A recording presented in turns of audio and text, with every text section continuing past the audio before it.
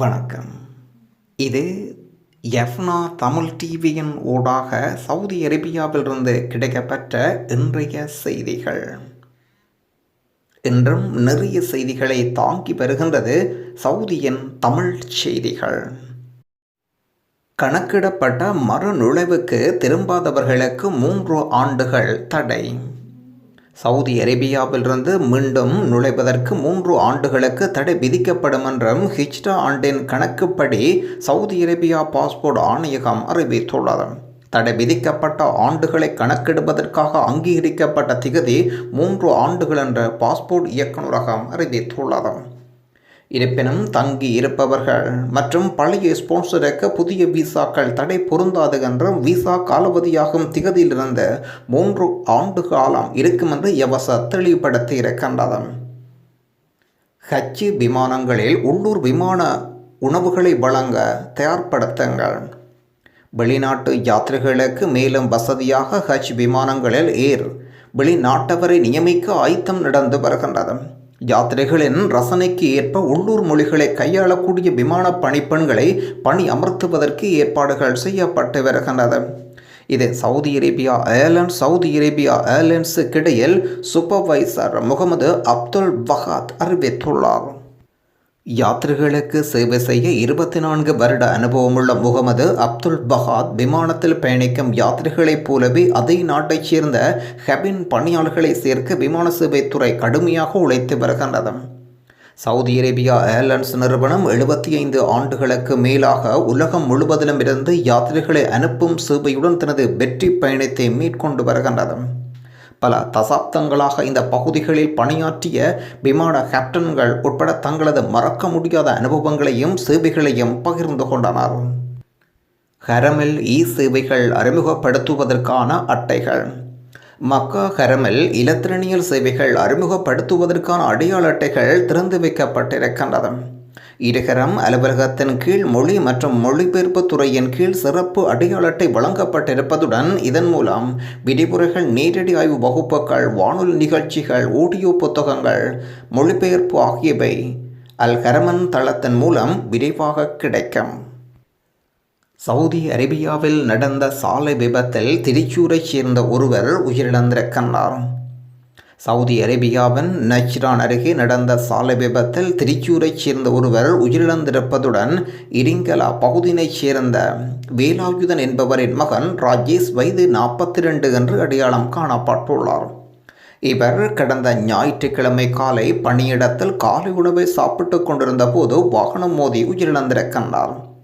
தஜ்ரன் மருத்துவமனைக்கு கொண்டு செல்லப்பட்டார் என்றும் ஆனால் பின்னர் சிகிச்சை பலனின்றி உயிரிழந்திருப்பதாக சொல்லப்படுகின்றது. ராஜேஷ் 15 ஆண்டுகளாக சவுதி அரேபியாவில் பணியாற்றி வருகின்றார். ஸ்பான்சருடன் மெக்கானிக் மற்றும் டிரைவராக பணியாற்றி வருகின்றார். அசீர் வெளிநாட்டு குழுவின் தஜ்ரான் பிரிவில் உறுப்பினராகவும் இருக்கின்றார். இவருடைய மனைவி பெயர் ரம்யா, மகன் அத்வைத். அசீர் பிரேசவாசி சங்கத்தின் மத்திய குழு உறுப்பினர்கள் ஷாஜகான், அப்துல் ரஹ்மான் ஆகியோர் சம்பவ இடத்தில் ராஜேஷின் சகோதரர் சட்டப்பூர்வ நடவடிக்கை முடிக்க இருப்பதாக சொல்லப்படுகின்றது.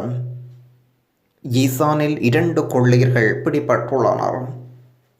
ஈசான் மாகாணத்தில் உள்ள அபு அரீஸ் என்ற 2 இந்தியர்கள் உட்பட 4 கொள்ளை கும்பலைச் சேர்ந்தவர்களை ஈசான் போலீசார் கைது செய்துள்ளனர். ஒரு தனியார் நிறுவனத்திடமிருந்து கேபிள் சேகரிப்பை திருடிய குழுவில் ஒரு நேபாளி மற்றும் ஒரு ஏமன் ஆகியோர் அடங்குவர். குற்றம் சாட்டப்பட்டவர்களுக்கு எதிராக வழக்கு சட்ட நடவடிக்கைக்காக பொது வழக்கறிஞரிடம் ஒப்படைக்கப்பட்டுள்ளதாக ஈசான் போலீசார் அறிவித்திருக்கின்றனர். ஹவுதி தாக்குதல். யத்தாவில் விமான சேவைகள் கடுமையாக பாதிக்கப்படுகின்றது. யத்தா விமான நிலையம் மீது ஹவுதி தாக்குதல் விமான சேவைகள் மோசமாக பாதித்து வருவதாக ஹவுதிகள் வீசிய ஏவுகணைகள் வான்வெளியில் பயங்கரவாதத்தை விதைப்பதாகவும் பல விமானங்கள் தாமதமாக தரையிறங்குவதாகவும் தாமதமாக வெளிக்கிடுவதாகவும் யத்தாவில் வானில் சிறிது நேரம் கழித்து விமானங்கள் தரையிறங்குவதாகவும் ஹவுதிகளின் தாக்குதல் வழிச்செல்லும் விமான சேவைகளை பெரிதும் பாதிப்பதாக சொல்லப்படுகின்றது. குறிப்பாக நேற்றிரவு யத்தா யத்தாவின் மீது தாக்குதலை நேச நாட்டு படைகள் முடக்கியிருந்தது. சவுதி அரேபியாவின் இராணுவ தளம் மீது குண்டு வெடித்ததாகவும் யத்தா விமான நிலையத்தின் மீதும் ஹவுதிகள் தாக்குதல் நடத்தியதாகவும் சவுதி அரேபியாவில் உள்ள பல்வேறு நகரங்கள் மூலோபாய நிறுவனங்களை தாக்க ஹவுதி போராளிகள் மேற்கொண்ட முயற்சிகளின் கூட்டுப்படைகள் முன்னதாக முறியடித்ததாக சொல்லப்படுகின்றது. ஹவுதிகள் யத்தா விமான நிலையம் மீது மற்றொரு ஏவுகணை தாக்குதல் நடத்தியதாகவும் ஈசான் மாகாணத்தில் உள்ள அல் சுவேக்கில் உள்ள கடல் நீர் சுத்திகரிப்பு நிலையம் மற்றும் அரம்கோ எண்ணெய் விநியோக கிடங்கின் மீதும் தாக்குதல் நடத்தல் முயற்சி மேற்கொள்ளப்பட்டிருப்பதாக சொல்லப்படுகின்றது. சவுதி அரேபியாவில் வேலை ஒழுங்கு சட்டத்துக்கான தண்டனைகள் விலக்குகள் என்ன? சவுதி அரேபியாவில் புதிய வேலை ஒழுங்கு சட்டம் அமுலுக்கு வந்திருக்கின்றது. இது பொது சேவையை பாதுகாக்கும் நோக்குடன் பொது நிறுவனங்களின் வழக்கமான செயல்பாடு ஊழியர்களின் திறமையான செயல்திறனை உறுதி செய்யும் நோக்குடன் சட்டங்களை நவீனமயமாக்குவதற்கும் மேம்படுத்துவதற்கும் ராட்சியத்தின் முயற்சிகளின் ஒரு பகுதியாக வருகின்றது. சிறப்பு விதிகளில் அபராதம் விதிக்கப்படும் என்றும் அந்த விதிமுறைகளின் அடிப்படையில் கையாளப்படும் விதிமுறைகளின் கீழ் பணிபுரிகள் தவிர அனைத்து ஊழியர்களும் அதற்கு உட்பட்டவர்கள்.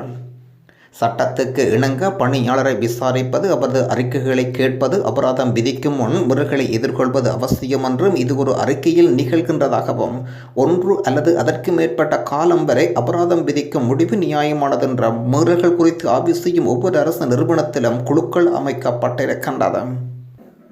தனி நபர்கள் தங்கள் தனிப்பட்ட தகவல்களை பாதுகாக்க வேண்டும். அதை யாருக்கும் வெளியிடக்கூடாது. சவுதி அரேபியா தரவு செயற்கை நுண்ணறிவு ஆணையகம் ராட்சியத்துள்ள அனைவரையும் சவுதி அரேபியா குடிமக்கள், வெளிநாட்டு குடியிருப்பாளர்கள் விழிப்புடன் இருக்குமாறும் தனிப்பட்ட தகவல்கள், கடவுச்சொற்களை சேகரிப்பதை நோக்கமாக கொண்ட எந்த ஒரு தகவல் தொடர்புக்கும் பதிலளிக்க வேண்டாம் என்று வலியுறுத்தப்படுகின்றீர்கள். குறிப்பாக தனிநபர்களின் தரவு திருடப்பட்டு அவர்களுக்கு தீங்கு விளைவிக்கும் தனிநபர்கள் முன்னெச்சரிக்கை நடவடிக்கைகளை எடுக்குமாறும் அவர்களின் தனிப்பட்ட தகவல்களை வெளிப்படுத்துவதை நோக்கமாக கொண்ட இத்தகைய தகவல் தொடர்புகளுக்கு பதிலளிப்பதை தவிர்க்குமாறும் மீண்டும் வலியுறுத்தி இருக்கின்றார்கள். சவுதி அரேபியாவில் போன் தொடர்புகள், தனிப்பட்ட தகவல்கள் பரிமாறும் பட்சத்தில் உங்களுடைய வங்கி கணக்குகள் போன்ற உங்களுடைய தனிப்பட்ட ஆவணங்கள் அவர்களால் கொள்ளையடிக்கப்பட்டு கொண்டிருக்கின்றது. ஹஜ் மற்றும் உம்ரா சேவைகள் குறித்து மாநாட்டை இளவரசர் ஹாலித் தொடங்கி வைத்துள்ளார். 2 புனித மசூதிகளின் பாதுகாவலின் ஆலோசகரும் மக்கா பிராந்திய ஆளுநருமான இளவரசர் ஹாலித் அல் ஃபைசல் யத்தா சுப்பர்டோமில் புதுமையை நோக்கி என்ற தலைப்பில் ஹஜ் மற்றும் உம்ரா சேவைகளின் மாநாடு மற்றும் கண்காட்சியின் தொடக்க விழாவில் கலந்து கொண்டார்.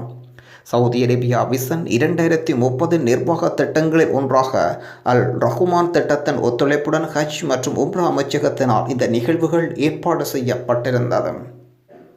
இந்தியாவின் டெல்லியில் இருந்து தோஹா நோக்கி பயணமாக இருந்த விமானம் ஒன்று திடீரென புகைப்பிடித்ததினால் பயணிகள் அச்சம். 100க்கும் மேற்பட்ட பயணிகளுடன் டெல்லியிலிருந்து தோஹா நோக்கி புறப்பட்ட கத்தார் ஏர்வேஸ் விமானத்தில் ஏற்பட்ட தொழில்நுட்ப கோளாறு காரணமாக விமானம் பாகிஸ்தானின் கராச்சி விமான நிலையத்தில் திருப்பிவிடப்பட்ட சம்பவம் ஒன்று இடம்பெற்றிருக்கின்றது. இன்றைய தங்கத்தின் பெறுமதிகள் 1 கிராம் 22 கரட் தங்கத்தின் பெறுமதிகள் 214 ரியால். 1 கிராம் 24 கரட் தங்கத்தின் பெறுமதிகள் 233 ரியால். இன்றைய நாணய பெறுமதிகள் இலங்கை மற்றும் இந்திய ரூபாவில் முதலில் இந்திய ரூபாவில் STC பே 1984, மணிக்கிராம் 1996, NCP குயிக் பே 1997, வெஸ்டர்ன் யூனியன் 1981.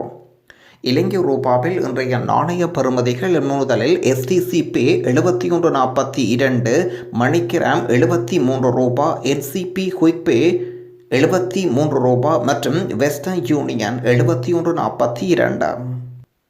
உலகத்தின் ஒரு விசேட செய்தி ஒன்றை பார்க்க இருக்கின்றோம். சீனாவில் 133 பயணிகளுடன் சென்ற விமானம் விபத்தில் சிக்கியதில் முழுமையாக எரிந்து சாம்பலானது.